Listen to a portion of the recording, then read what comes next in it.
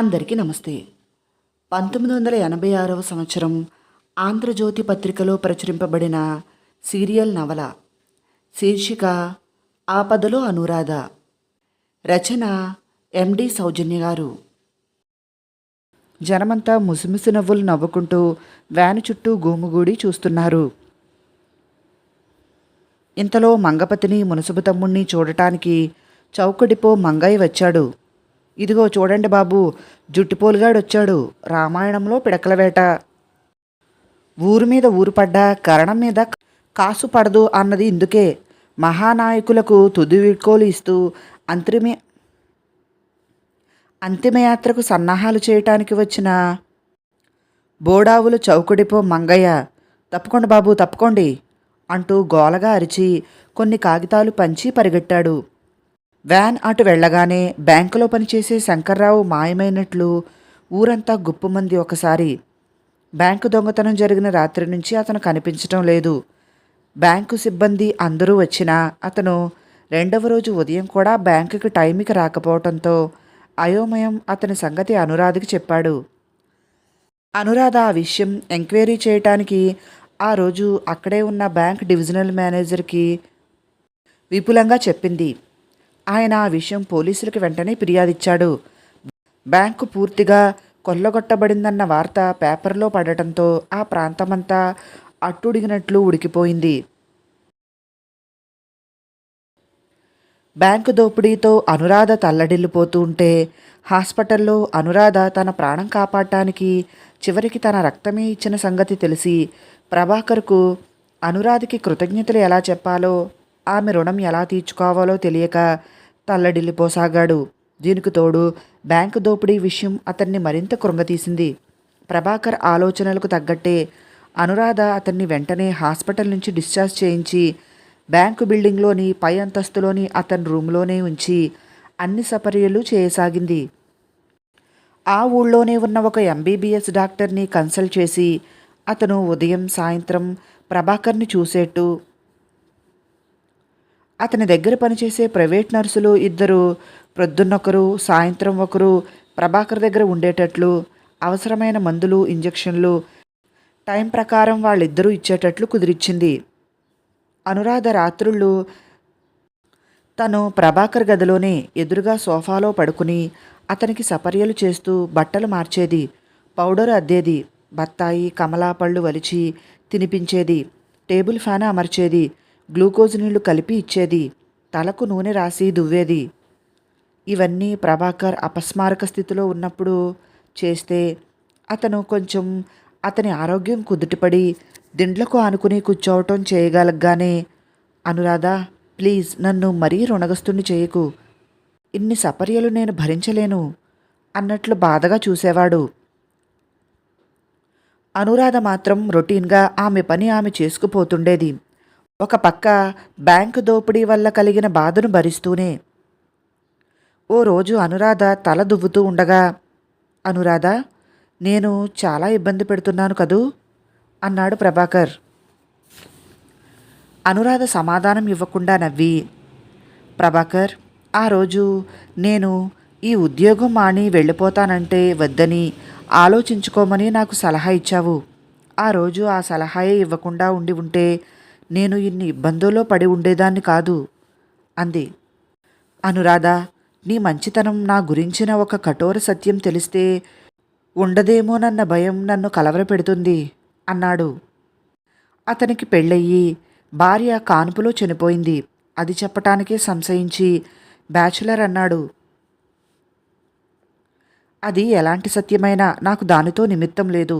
మనం ఆలోచించాల్సింది గతాన్ని గురించి కాదు ప్రభాకర్, వర్తమానాన్ని గురించి, భవిష్యత్తును గురించి అంది నవ్వుతూ అనురాధ. అయితే మనిద్దరం ఇప్పటికే వదంతులుగా ఉన్న ఆ విషయాన్ని నిజం చేద్దామా అన్నాడు ప్రభాకర్. అనురాధ ఆ ప్రశ్నకు సమాధానం ఏం చెప్పాలో ఎలా చెప్పాలో తోచక ఆలోచిస్తూ, ప్రభాకర్ నన్ను గురించిన ఒక నగ్న సత్యం, అది కఠినమైనదైనా చెప్పటం నా విధిగా భావిస్తున్నాను అంది. ఆమె తన తండ్రి తాతల విషయం చెప్పాలనుకుంది.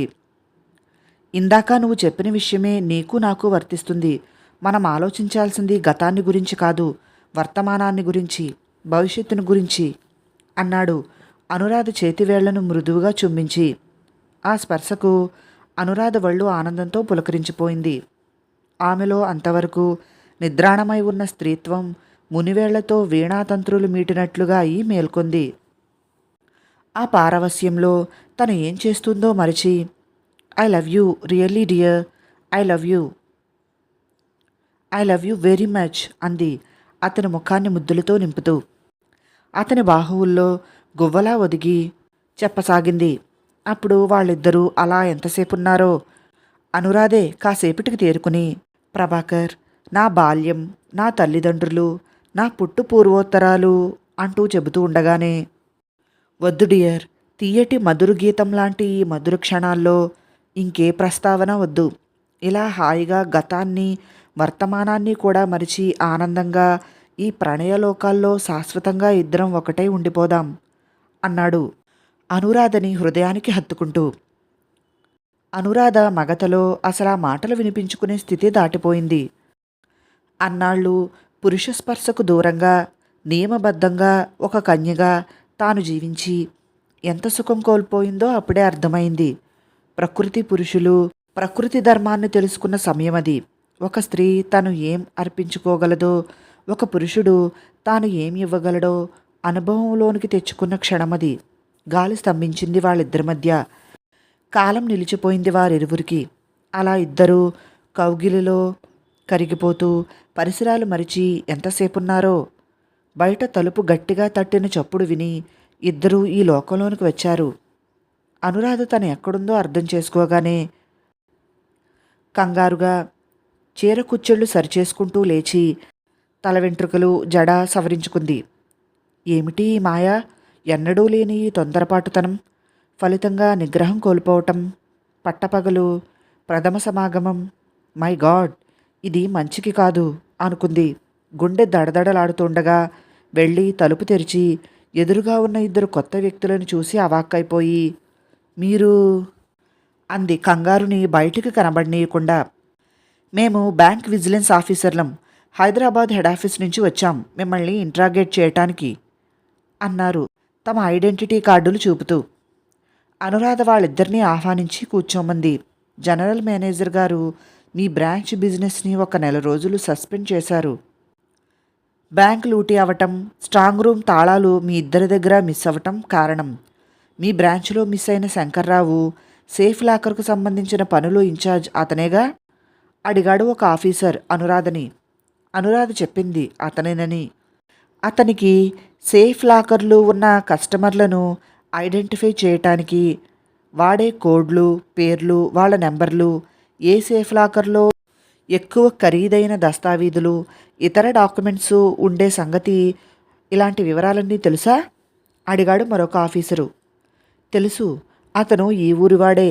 ఈ ఊళ్ళో, ఈ చుట్టుపక్కల ఊళ్ళలో ఉన్న పెద్ద పెద్ద కోటీశ్వరులు, లక్షాధికారులు అతనికి తెలిసిన వాళ్లే. చాలామంది అతని బంధువులు కూడాను చెప్పింది అనురాధ. అతను బ్యాంకు రూల్స్కు వ్యతిరేకంగా ఏమైనా కార్యకలాపాలు సాగిస్తున్నట్లు కనుగొన్నారా? ఆ విషయంలో మీరు అతన్ని హెచ్చరించారా అడిగాడు ఆఫీసర్. అనురాధ అతను ఇన్సూరెన్స్ ఏజెన్సీ నడుపుతూ ఆ డబ్బు కలెక్షన్లకు సబ్సిడీ లోను ఇప్పిస్తానని ఎలా ప్రలోభపెట్టింది చెప్పింది.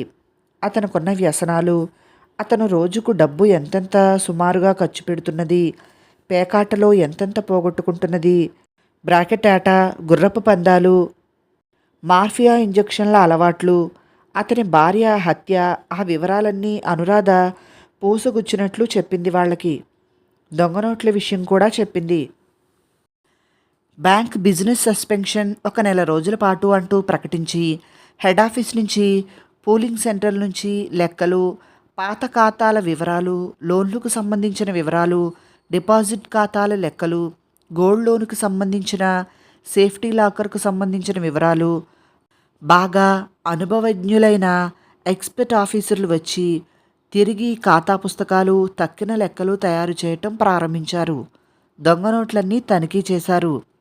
అయితే అప్పటికే బ్యాంకు దోపిడీ జరగటం వల్ల బ్యాంకు శాశ్వతంగా మూతపడుతుందని, అసలు ఆ బ్రాంచ్ని రిజర్వ్ బ్యాంకు ఎత్తివేయమంటుంది అని లెక్కల పుస్తకాలన్నీ తగలబడిపోవటం చేత ఖాతాదారులు శాశ్వతంగా నష్టపడతారని, వాళ్ళు తిరిగి నష్టపరిహారం ఏ విధంగానూ పొందే అవకాశం లేదని వడ్డీల వరదయ్య, చౌకుడిపో మంగయ్య ప్రచారం చేశారు. ఈలోపు మూడవ రోజు జామీను మీద విడుదలైన మాజీ ఎమ్మెల్యే మంగపతి మునసబు తమ్ముడు రంగంలోనికి దిగి ఇంటింటికి తిరిగి బ్యాంకు శాశ్వతంగా మూతపడి తీరుతుందని ప్రచారం ఉధృతం చేయసాగారు. వడ్డీల వరదయ్య ఈ అవకాశాన్ని సద్వినియోగం చేసుకోదలిచాడు. బ్యాంకు పై అధికారులు వచ్చారని, పరిశోధన చేస్తున్నారని, అనుమానితుల్ని ప్రశ్నిస్తున్నారని, అనేక వివరాలు సేకరిస్తున్నారని, ప్రభాకర్కి అక్కడి నుంచి ట్రాన్స్ఫర్ జరగబోతుందని, అది ఒక విధంగా వాళ్లను శిక్షించటమేనని మంగపతి ప్రచారం ఎక్కువ చేశాడు.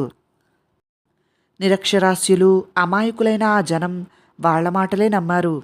అయితే అనురాధ ఊరుకోకుండా ఇంటింటికి తిరిగి బ్యాంకు లెక్కలు ఒక బ్రాంచ్లో తగలబడిపోయిన పుస్తకాలతో పోవని, 3 నెలలకొకసారి అన్ని వివరాలను పెద్ద బ్యాంకుకి పంపడం జరుగుతుందని, వాటి సహాయంతో అన్ని లెక్కలు తేలుతాయని, గోల్డ్ డిపాజిట్లకు, సేఫ్ లాకర్లకు సంబంధించి అవన్నీ ఇన్ష్యూర్ చేయబడి ఉండటం చేత వాటి విలువ ఒక్క నయా పైసాకి తగ్గకుండా తిరిగి లభిస్తుందని, ఎవరి డబ్బు డిపాజిట్లు పోవని, ఖాతాదారులకు ఎటువంటి నష్టం జరగదని, వాళ్ళెవరూ కంగారు పడవలసిన పని లేదని, తాను ట్రాన్స్ఫర్ అయ్యి మరొక చోటకు వెళ్ళినా ఆ వచ్చిన అధికారి దీని బాధ్యత వహిస్తాడని, బ్యాంకు లెక్కలు పాతవన్నీ పునరుద్ధరించటానికి తాత్కాలికంగా పని ఆపారు తప్ప బ్యాంకు శాశ్వతంగా మూతపడదని, బిజినెస్ ఎప్పటికప్పుడు పెరుగుతూ ఉండగా బ్రాంచ్ను ఎత్తివేసే నిర్ణయాన్ని రిజర్వ్ బ్యాంకు తీసుకోదని, అదంతా బ్యాంకు పరపతిని, మంచి పేరును, ప్రజల్లో దానుకున్న నమ్మకాన్ని, గౌరవ ప్రతిష్టలను దెబ్బతీయటానికి కొందరు స్వార్థపరులు తమ వడ్డీ వ్యాపారాన్ని అభివృద్ధి చేసుకోవటానికి మాత్రమే చేస్తున్న దుష్ప్రచారమని, దాన్ని నమ్మవద్దని అయోమయం తాను, పూర్ణిమ, ప్రభాకర్, మాధవయ్యలను ఇంటి ఇంటికి పంపి తిరిగి ప్రచారం చేసింది అనురాధ. హరిజనులు, గిరిజనులు, ఆర్థికంగా వెనకబడ్డ తరగతుల వాళ్ళు వరదయ్య, మంగపతి, మునుసుబు తమ్ముడు, చౌకుడిపో మంగయ్య మాటలు నమ్మినట్లుగా అనురాధ మాటలను విశ్వసించలేకపోయారు. కొందరైతే, తల్లి మీకు మీ బ్యాంకుకో దండం, మీ దగ్గర అప్పు తీసుకున్న గమిడి గేదె ఒక్కటి బ్రతకలేదు, పైగా అప్పు తీర్చలేదని లాయర్ నోటీసులు అంటూ ఎత్తుపడుపు మాటలు మాట్లాడారు. ఇళ్లలో దొంగలు పడతారని బడికంటే గుడిపదిలమంటూ బ్యాంక్ సేఫ్ లాకర్లో దాచితే అక్కడ ఊడ్చినట్లు కొల్లబడితే ఇంకెక్కడికి పోయి దాచుకోవాలి అని కొందరు. ఇలా దొంగలకు దోచివ్వటానికేనా తల్లి డిపాజిట్సు అంటూ మా ప్రాణాలు తీసింది? ఆ ప్రభాకర్తో కలిసి టింగురంగా అంటూ మోటార్ సైకిల్ మీద తిరిగేదానివి.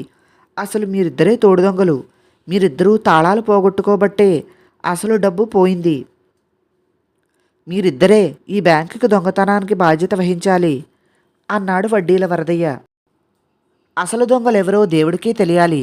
అన్యాయంగా మా మంగపతి గారిని జైలుకు పట్టుకెళ్లారు అన్నాడు చౌకుడిపో మంగయ్య తన అక్కసంతా బయటపెడుతూ. శంకర్రావు మీ బ్యాంకులో వాడే కాబట్టి అతను కనిపించకపోవటం వల్ల ఆ పాపమంతా వాడి మీద వేస్తున్నారా అన్నారు కొందరు. అనురాధ ఎన్ని విధాలుగా నచ్చచెప్పటానికి ప్రయత్నించినా వడ్డీల వరదయ్య, మంగపతి, మునసబు తమ్ముడు, చౌకుడిపో మంగయ్య చేస్తున్న దుష్ప్రచారం అమిత బలంగా ఉండటం వల్ల అనురాధ ప్రయత్నాలు ఏమీ ఫలించలేదు. ఇలా లాభం లేదనుకుని అనురాధ ఊళ్ళో పంచాయతీ ఆఫీసు దగ్గర ఊళ్ళో పెద్దలను, చుట్టుపక్కల గ్రామాల్లో ఉన్న పెద్దలను, బ్యాంకు ఖాతాదారుల్ని, బ్యాంకులో వ్యవసాయం కోసం బంగారం, నగలు తాకట్టు పెట్టి అప్పులు తీసుకున్న వాళ్ళని, సేఫ్ లాకర్లో రకరకాల వస్తువుల్ని దాచుకున్న వాళ్ళని, డిపాజిట్స్ వేసిన వాళ్ళని సమావేశపరిచి bank general manager, divisional manager, స్థానిక ఎమ్మెల్యేల ఆధ్వర్యంలో ఒకరోజు పెద్ద మీటింగును ఏర్పాటు చేసింది. ఆ మీటింగులో బ్యాంకు దోపిడీ అయినా ఖాతాదారులెవరూ నష్టపోరని, అయితే కొన్ని బ్యాంకు నియమ నిబంధనలు పాటించి అంతా చక్కబరచడానికి కొంత వ్యవధి పడుతుందని, ఆ పనుల కోసమే బ్యాంకు పని తాత్కాలికంగా ఆపామని, బ్యాంకు మూతపడదని, ఎవరూ నష్టపోరని, ఈ బ్యాంకు దోపిడీకి తాను గాని ప్రభాకర్ గాని బాధ్యులం కామని, పైగా ఇద్దరూ ప్రాణాలకు తెగించి పోరాడి బ్యాంకు దోపిడీ ఆపటానికి ఎలా ప్రయత్నించినది చెప్పాలని ఆ మీటింగు ప్రత్యేకంగా బహిరంగ ప్రదేశంలో ఏర్పాటు చేసింది అనురాధ. అయితే మీటింగ్లో జనరల్ మేనేజర్, డివిజనల్ మేనేజర్ పై విషయాలే ప్రస్తావించి ఖాతాదారులకు నష్టం జరగదని హామీ ఇస్తూ ఉండగా అక్కడికి ఒక పోలీస్ వ్యాన్, దాని వెనకాల ఒక జీప్ వచ్చి అక్కడ ఆగింది. రిజర్వ్ పోలీసులు తుపాకీలతో ముందు వెనక నడుస్తూ ఉండగా కాళ్లకు చేతులకు బేడులతో ఒక ఆజానుబాహుడు అక్కడికి తేబడ్డాడు. మీటింగు మధ్యలో ఆగిపోయింది. ఎస్పీ ఆ బేడీల ఖైదీని అక్కడికి ఎందుకు తెచ్చాడు? అనురాధ ఆ మనిషి పోలికలను గుర్తుపట్టి భయంతో బిగుసుకుపోయింది. జనమంతా స్టంట్ సినిమాలో క్లైమాక్స్ చూసినట్లు నోళ్లు వెళ్ళబెట్టుకుని చూస్తున్నారు. ఏమిటో అర్థం కాక. ఎవరతను? స్థానిక ఎమ్మెల్యే అడిగాడు ఎస్పీని. ఇతనే అంతర్రాష్ట్రీయ బ్యాంక్ దోపిడీల ముఠా నాయకుడు, చెప్పాడు ఎస్పీ. ఆ ఇతనా అన్నాడు డివిజనల్ మేనేజర్. జనరల్ మేనేజర్ లేచి నిలబడి అతన్ని చూశాడు. జనమంతా అతన్ని పులిని చూసినట్లు చూస్తున్నారు. అనురాధ ముఖాన కత్తివాటుకు నెత్తురు చుక్కలేదు. భయంతో దాదాపు వణికిపోతున్నట్లు చూసింది ఆమె. ఈ బ్యాంకు దోపిడీ చేసింది ఇతనేనని మా అనుమానం. ఇక ఇక్కడ వాళ్ళెవరికీ తెలియని ఒక నగ్న సత్యాన్ని చెప్పబోతున్నాను అంటూ అనురాధ వైపు చూశాడు ఎస్పీ. జనం చెవులు దోరబెట్టుకుని ఆ నగ్న సత్యమేమిటో తెలుసుకోవాలని కుతూహలం ప్రదర్శించసాగారు. అక్కడ చీమ చిట్టుక్కుమన్నా వినిపించేంత భయంకరమైన నిశ్శబ్దం ఆవరించింది. అందరూ ఎస్పీ వైపే చూస్తున్నారు. ఎస్పీ టైగర్ ప్రసాద్ వైపు చూస్తూ, టైగర్ ప్రసాద్, ఈ బ్యాంక్ ఫీల్డ్ ఆఫీసర్గా పనిచేస్తున్న ఈ అమ్మాయి అనురాధ నీ కుమార్తెనా అడిగాడు. అతను కాసేపు మౌనంగా కూతురు వైపు చూసి అవును అన్నాడు బాధగా తల ఊపుతూ.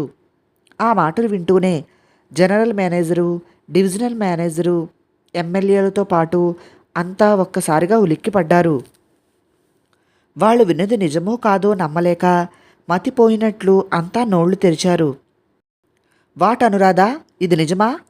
నోనో కాదని చెప్పు, ఇది అబద్ధమని చెప్పు ప్లీజ్ అనురాధ అన్నాడు ప్రభాకర్ గొంతు తొట్రుపాటుతో. అనురాధ నిర్జీవ ప్రతిమలా ఉండిపోయింది. ఆమె కన్నీళ్లు పెట్టుకుందే తప్ప కాదని ఆ మాటని ఖండించలేకపోయింది. అనురాధ, ఈ టైగర్ ప్రసాద్ నీ తండ్రేనా అడిగాడు డివిజనల్ మేనేజర్ ఇంకా ఆ మాటలు నమ్మలేక. నిజమా అనురాధ, ఇతను మీ తండ్రా అడిగాడు జనరల్ మేనేజర్. చెప్పమ్మా, నువ్వు నోరు మెదపకపోతే నీ మీద అనుమానం బలపడాల్సి వస్తుంది అన్నాడు ఎమ్మెల్యే. అనురాధ ఏం చెబుతుందోనని అంతా ఆతురతగా చూస్తున్నారు. అనురాధ టైగర్ ప్రసాద్ వైపు చూస్తూ ఆయన నా కన్న తండ్రే అంది బాధగా కన్నీళ్లు కారుస్తూ. అంతే, అక్కడ పెద్ద భూకంపం బద్దలైనట్లు జనమంతా ఒక్కసారి నిశ్చేష్టులైపోయారు. అనురాధే స్వయంగా తను నేరం ఒప్పుకుంది కాబట్టి ఆమెను అరెస్ట్ చేస్తున్నాను అన్నాడు ఎస్పీ. అనురాధ చేతికి బేడీలు పడ్డాయి. టైగర్ ప్రసాద్ ఎస్పీ చర్యకు కోపంగా అరిచాడు. పోలీసులు అతన్ని వ్యాన్ ఎక్కించారు. చూస్తూ ఉండగానే ఆమెను ఇద్దరు లేడీ ఇన్స్పెక్టర్లు జీప్ ఎక్కించి పక్కనే కూర్చున్నారు. మరో జీపులో ఎస్పీ ఎక్కాడు. రిజర్వ్ పోలీస్ వ్యాను కదలబోతోంది. చూసారా, ఇంటి దొంగను ఈశ్వరుడే పట్టలేడనేది ఇందుకే. ఇంత రాష్ట్రీయ దోపిడీ ముఠాలకు నాయకుడైన తండ్రి చేత బ్యాంకు దోపిడీ చేయించటానికి, అలా కొద్ది కాలంలోనే కోటీశ్వరురాలైపోవటానికి ఈ అనురాధి ఎత్తువేసి ధనికమైన మన ప్రాంతాన్ని ఎన్నుకుంది. డిపాజిట్లు లక్షలకు లక్షలు వసూలు చేసింది. తండ్రికి ఇదంతా అందించటానికే. ఎన్నాళ్ళు ఉద్యోగం చేస్తే ఏమొస్తుంది? తను చేసిన తప్పు బయటపడకుండా ఉండటానికి, తన మీద అనుమానం రానివ్వకుండా ఉండటానికి, తన మీద ప్రభాకర్ మీద హత్యా ప్రయత్నం జరిగినట్లు నాటకమాడింది. బ్యాంక్ జాయింట్ తాళాలు ఎవరో కుట్ర పన్ని కాజేశారని నమ్మించడానికి ప్రయత్నించింది. తనేదో జనాల్ని ఉద్ధరించటానికి బయలుదేరినట్లు, పేదల ఆశాజ్యోతి అయినట్లు, బలహీన వర్గాలను బాగు చేయటానికి వచ్చినట్లు ఫోజులు పెట్టి నమ్మించింది. గాంధీ మహిళా మండలిలో సభ్యురాలిగా చేరి సాంఘిక సేవ చేసే పరమ సాధ్వి మహాలక్ష్మి గారి మంచితనాన్నే వమ్ము చేసింది. ఇలాంటి పాపికి ఈ ఊళ్ళో ఇంకా స్థానం ఇస్తారా అన్నాడు మాజీ ఎమ్మెల్యే మంగపతి. లేదు లేదు అన్నాడు చౌకడిపో మంగయ్య. మునుసుబు తమ్ముడు ముక్తకంఠంతో ఒక్కసారిగా. వరదయ్య మనుషులు కూడా వంతపాడారు. క్షణంలో ఎండిన గడ్డి కుప్ప మీద అగ్గుపుల్ల పడ్డట్లు అనురాధ వ్యతిరేక వాతావరణం అక్కడ రగులుకున్నది. పోలీసులు అనురాధను అరెస్ట్ చేసి తీసుకువెళ్ళటం, అనురాధ అంతర్రాష్ట్రీయ దోపిడీ ముఠా నాయకుడు టైగర్ రాజు కూతురు అయి ఉండటం తెలిసి షాక్ అయిపోయాడు ప్రభాకర్.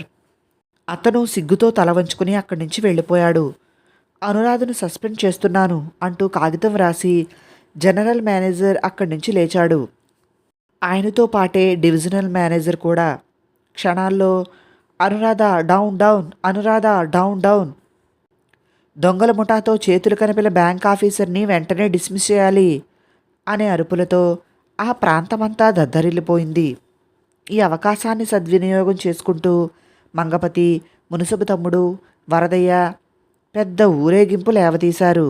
లోన్లు ఇవ్వలేదని, సబ్సిడీ అందలేదని కోపంగా ఉన్న వాళ్ళంతా ఆ గుంపులో ఆనందంగా చేరిపోయారు. జైల్లో అనురాధను కలుసుకోవటానికి వచ్చాడు ప్రభాకర్. అనురాధ, నువ్వు ఈ పని చేశావంటే నమ్మలేకపోతున్నాను. నువ్వు నిజంగా టైగర్ ప్రసాద్. ఆగాడు ప్రభాకర్.